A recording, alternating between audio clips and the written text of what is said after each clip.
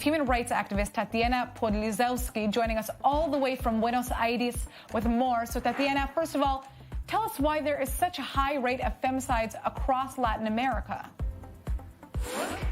Well, so that's kind of a tricky question. First of all, the World Health Organization had said that femicides are kind of the new pandemic because of the problems that being at home with our rapers or the people with violence make for women. So it's not just for Latin America. But three facts specific of our region that make it worse is, first of all, it's really a male-dominated region with strong traditions and history, and that is hard to change.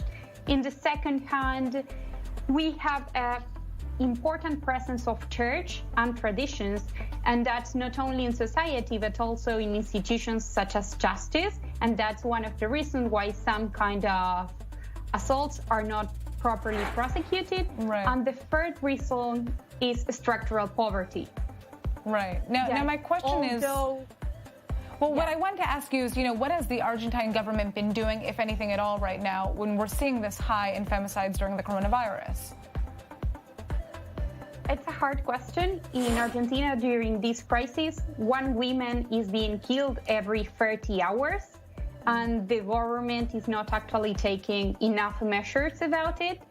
Two important measures that have been taken is, one, they have spread a line to file reports against our assaulters. And these reports, 70% of them have raised during these last 2 months. And on the other hand, the justice had automatically prorogued the restrictions for approaching for those people who can't approach women.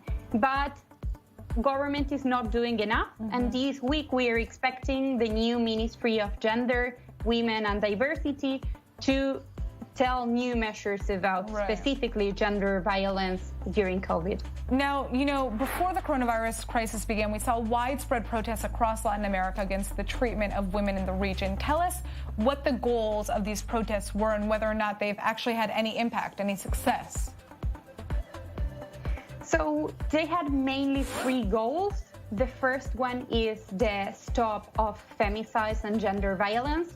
The second one is proper access to sexual and health reproductive rights.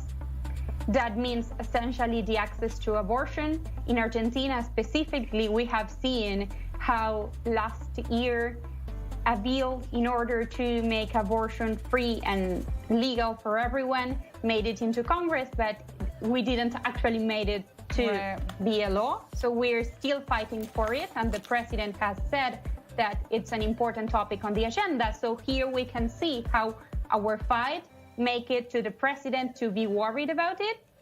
And last but not least is regarding labor. In Argentina itself, women earn 26% less than men, and we have higher rates of informality in the labor system. So this is mixture with the taking care, the caring tasks, they all get to women. So this means that now in quarantine, we're taking care of our husbands. Yes. Thank you so much.